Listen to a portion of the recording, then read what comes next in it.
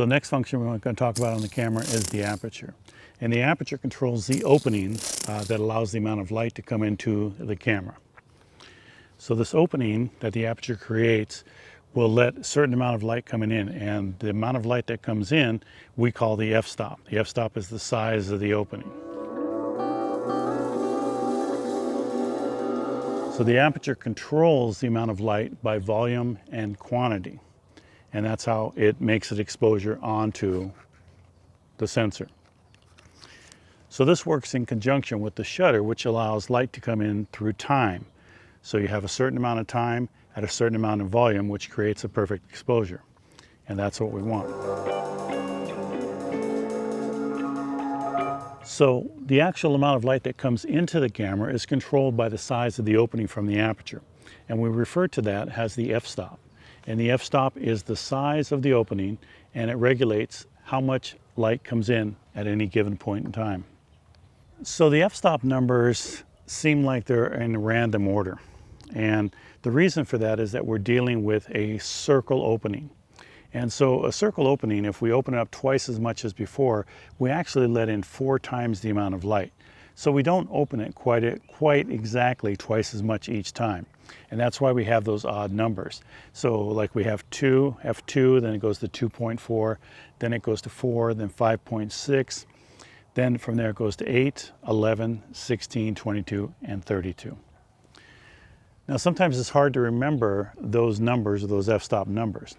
And the way that you can remember them is just by leapfrogging over. So if you start out at f2, and the next one is f2.4, 2.8, let's go with 2.8. All you're going to do is you start out with 2, 2.4, double 2, that gives you 4. Then you double 2.8, that gives you 5.6. Then you double 4, that gives you 8. You double 5.6, that gives you 11. You double 8, that gets you 16. You double 11, that gets you 22. And that's one way to remember it, is just by leapfrogging those numbers. So the f-stop controls 2 things. It controls the exposure and the artistic value of the image. Now what it does is creates what's called depth of field. So depth of field is how much is in focus from your plane of focus, from your critical focus where you're focused on a subject, how much is in focus in front of and how much is in focus behind it. So if we take any number like f8 or f16, you're going to have 1/3 in focus in front of something and 2/3 behind of the critical focus. So for example, if you focused on my nose here, you would have 1/3 in front and 2/3 behind focus. Now if you have it at 2.8, it's going to be very shallow. It's going to be right in front of my face. It's going to be the depth of field. It's going to end here. But now if you go to 16, that is going to extend out away from my face if you focused on the same spot, such as my eyes. So our depth of field is going to be different depending on what aperture setting you have. So if you have it at 2.8, we have a shallow depth of field. If you have it at f16, we have a much greater depth of field. Now that's just how much is acceptably short. It does fall off the further away that you get. So why would we want to have a maximum depth of field? Well, if we're photographing a landscape where we want to give detail on everything that we see, we want a maximum depth of field. Now where would we want a shallow depth of field? Well, if you're taking a portrait of somebody against a busy background, you want to blur that background out so it's not as noticeable, and it also makes that sharp person in the photo stand out. So that's where you'd want a shallow depth of field. Now, a lot of times you hear photographers saying depth of field or depth of focus, and they use them interchangeably, but they really shouldn't.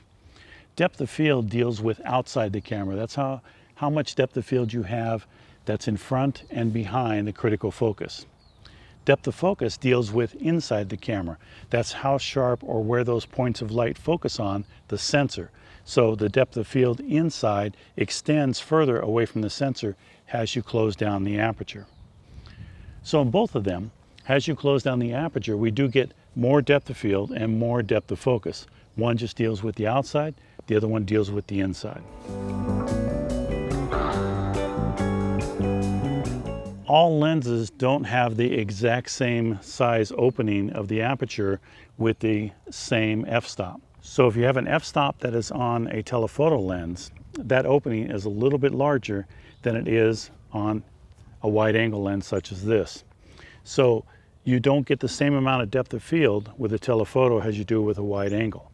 And a lot of times with a telephoto, you get less depth of field because the opening at f8 is a little bit larger than the opening at f8 on, let's say, the 24 millimeter. So sometimes it's hard to remember how the aperture works or the f-stop numbers, what they do, because when you're at 2.8, it's the widest opening, it lets in the most light. When you go down to 16, it's the smallest opening, lets in the least amount of light. So about the easiest way to remember it for exposure is that the larger the number, the less light that comes in and the darker the image will be.